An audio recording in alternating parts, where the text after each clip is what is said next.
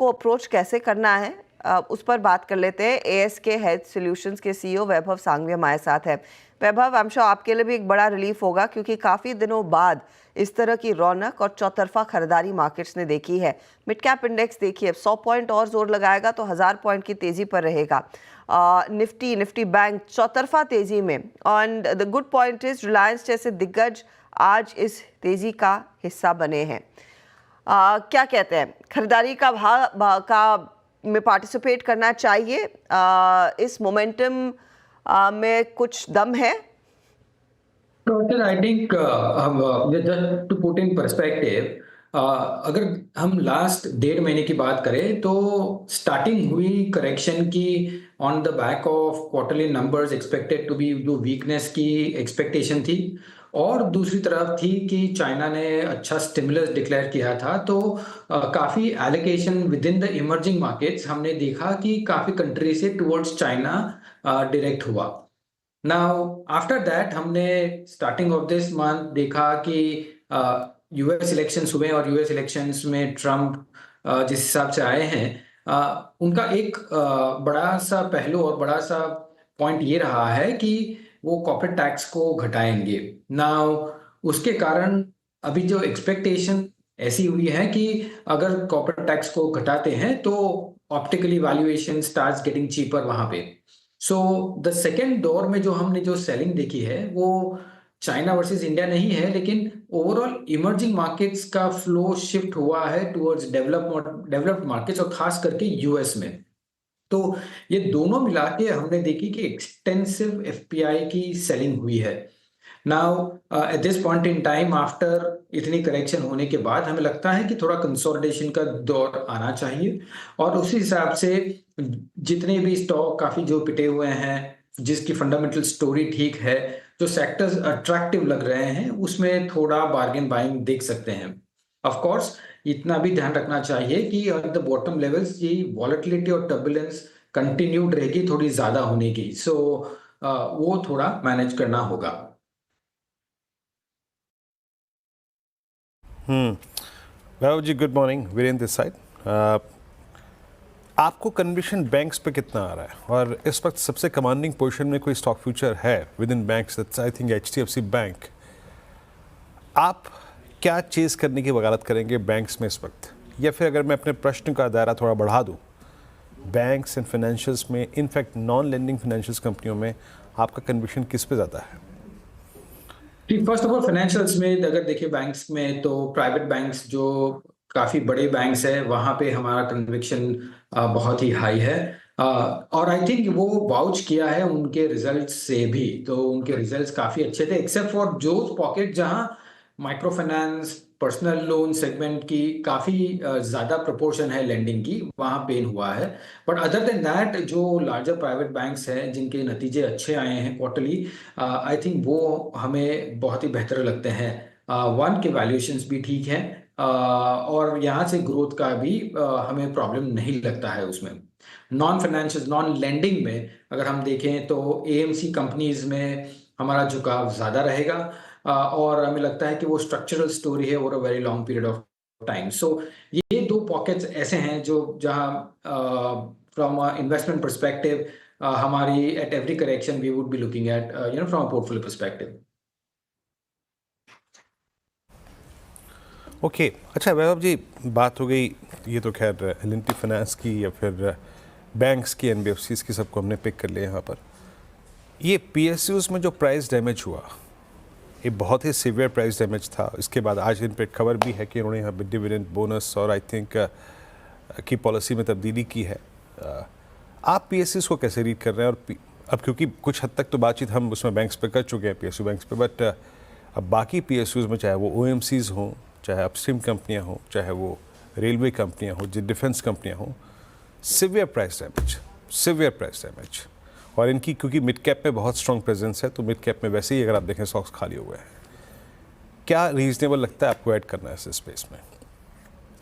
Virendra, I think ये PSU basket है ना, हम दो तरीके से देखेंगे। एक तो पहला कि जो भी पीएसयू सेक्टर जो स्ट्रक्चरल रिफॉर्म्स के कारण जिनकी प्राइस बढ़ी हुई है, पोटेंशियल है कि वो जाके आगे आगे अर्निंग्स इंक्रीज करेंगी, उसमें हमारा झुकाव रहेगा रादर देन जस्ट कि सिक्लिकल प्ले है।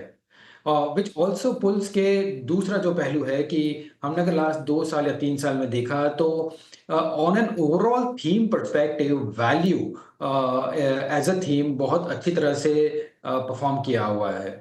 और जब हम ग्लोबल कंडीशंस को देखते हैं, लोकल कंडीशंस को देखते हैं, जहां ग्रोथ ऐसी संभावना है कि ग्रोथ थोड़ी डिक्रीज होगी ऑन एन ओवरऑल बेसिस और अर्निंग्स पे थोड़े प्रेशर आएंगे, वहां हम इस दौरान और इस मोड पे हम ये देखेंगे कि जो वैल्यू वैसे थीम जो चली आ रही है for last 3 years, I think वो थीम शिफ्ट होके ग्रोथ और क्वालिटी और लो वॉलेटिलिटी ऐसी थीम्स में ज्यादा फोकस रहेगी।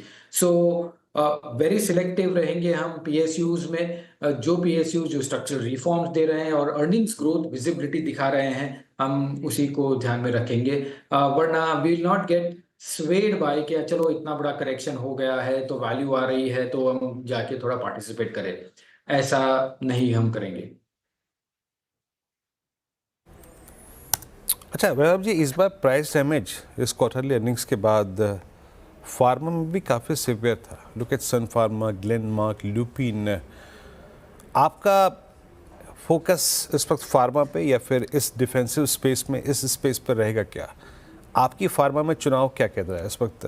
मतलब किन स्टॉक्स को आप चेज कर रहे हैं इस वक्त? सी विद इन फार्मा, फार्मा हमारे लिए हमेशा बॉटम अप सेक्टर रहा है, बट इस तरफ हमें और ऐसे मोड पे हम देख रहे हैं कि एक नई थीम उभर के आ रही है जो है सीडीएमओ, और खास करके जो बायोसिक्योर एक्ट पास होने के बाद और जिस हिसाब से ट्रम्प आने के बाद जो ज़्यादा रिस्ट्रिक्शंस लानी संभावना है फ्रॉम ऑन चाइना परस्पेक्टिव, हमें लगता है ये थीम है जो मल्टी ईयर थीम है और काफ़ी अपॉर्चुनिटीज इस थीम में हम देख सकते हैं। दूसरी तरफ जनरल जेनरिक फार्मा कंपनीज के बारे में बात करें तो आई थिंक पोर्टफोलियो लिक्विडेशन जब होता है ऑन एन ओवरऑल बेसिस तो सब बिकता है, और इसी के कारण हमने थोड़ा प्राइस डैमेज देखा from a pharma sector perspective as well. Apart from के एक आध दो कंपनी में नेगेटिव डेवलपमेंट भी हुई थी, बट अदरवाइज अगर कोई फार्मा कंपनी जिनकी ग्रोथ प्रॉस्पेक्ट ठीक है और medium term growth earning visibility ठीक है, तो आई थिंक ये बॉटम अप बेसिस पे देखनी चाहिए। अच्छा वैभव जी, आप लोगों ने इस वक्त कैपिटल गुड्स पे क्या कॉल लिया है, कंसिडरिंग जिस प्रकार का कैपेक्स रहा, चाहे वो गवर्नमेंट चाहे वो प्राइवेट स्पेस का कैपेक्स, जो कि H1 में थोड़ा सा म्यूटेड रहा, हल्का रहा। आप लोग कैपिटल गुड्स में सेकेंड हाफ के लिए, और इनफैक्ट मैं अगर थोड़ा सा अपने प्रश्न का दायरा बढ़ा दूं तो इवन कैपिटल गुड्स और सीमेंट दोनों ही प्रकार की कंपनियों पर आपका व्यू क्या है इस वक्त?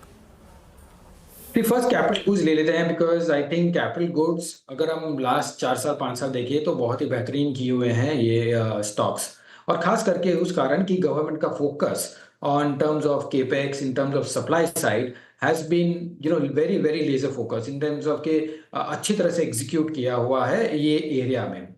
आफ्टर द इलेक्शन और प्रॉबेबली हम इस देख रहे हैं from a state perspective and a central perspective, there is some realignment of resources जो हम देख रहे हैं, और खास करके जब इलेक्शन का मूड होता है तो आई थिंक वो रेवेक्स पे ज्यादा जोर होता है, और जब वेलफेयर स्कीम्स की बात करते हैं तो there is some amount of change अगर हम देखें from overall capex related supply side related theme towards some amount of welfareism as well, which is, to be very honest, of course needed purely because that really helps the poor class in that sense.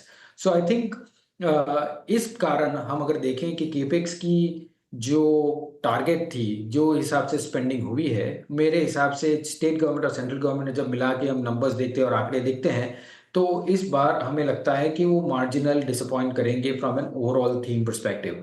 Of course वो थोड़ी compensate हो सकती है to private capex के साथ, but ये theme में अगर हम करेक्शन देखते हैं तब हम देखेंगे, इतना ध्यान रखें कि ये वैल्यूएशंस ये पूरी थीम में थोड़े महंगे हैं। सो we will be at this point in time neutral on overall capex, cap goods, industrials kind of segment. And to answer your second question on cement, cement हमें लगता है कि हमने लास्ट क्वार्टर में काफी